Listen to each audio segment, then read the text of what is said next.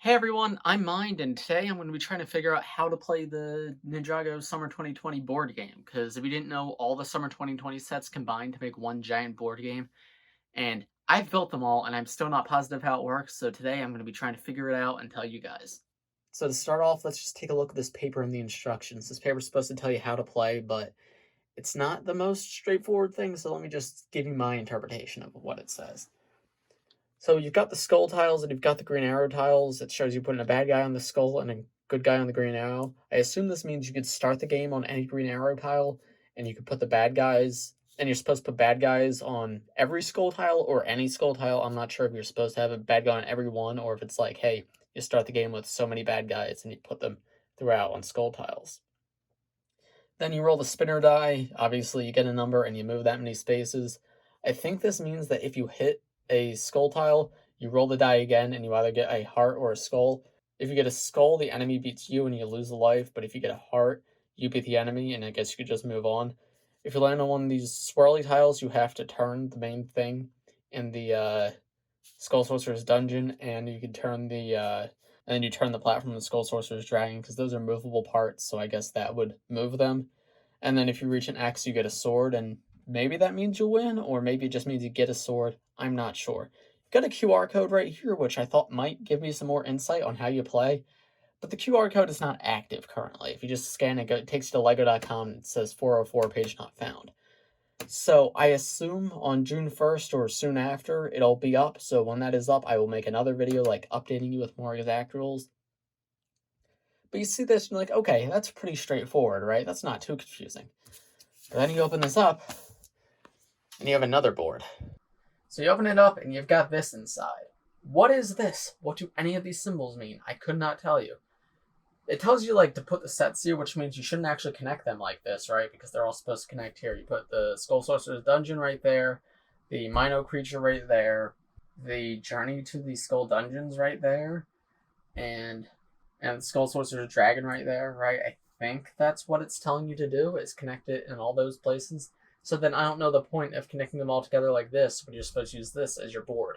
And then if this is your board, I don't know what any of this is supposed to do, right? Because you've got all these symbols. You got fire, you've got someone falling down, you've got a bridge, you've got bones. Like, I don't know what any of this is, and if you guys can make any sense of it, let me know in the comments, but I don't know what to do with this. I assume you would put this in the middle of like your table and then connect the sets at each corner, and then like these would be tiles when you roll the die.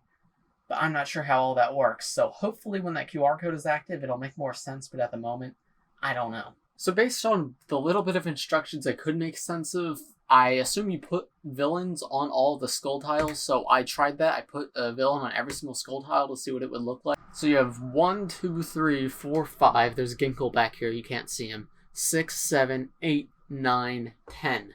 So there's a total of 10 tiles to put villains on, and that is the exact number of villains that comes in the 4 sets used to create this. But you gotta keep in mind, 2 of those villains are the Skull Sorcerer. He comes in 2 of them. I don't have 2 Skull Sorcerers here. I replaced the second one with another Mert.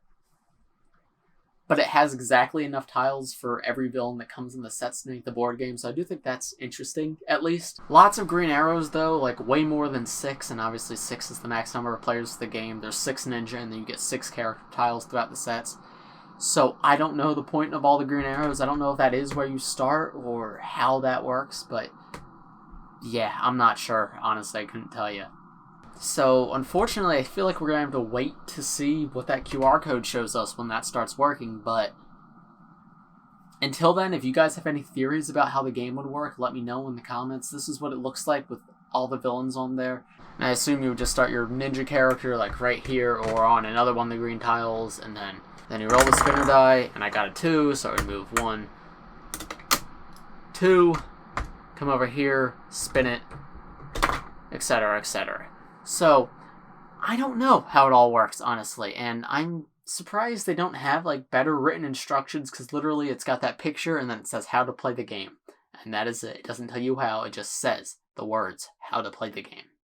So if you have every set that includes a part of the board game, you get a total of 6 character tiles, and that is enough for And that's enough to have one for each ninja. You do have like the one weird one with the Mino creature that's like reversed. I gave that one to Lloyd because in my head Lloyd is left-handed and the rest are right-handed, so I just had it match that since that one is mirrored. But as you can see, you got the 3 hearts on each, and you've got this little crate. The crate's another thing that I'm not sure about because there is like weapons around the map, and I don't know if you're supposed to collect those and put them in your crate, and then you can like swap out your weapon or whatever.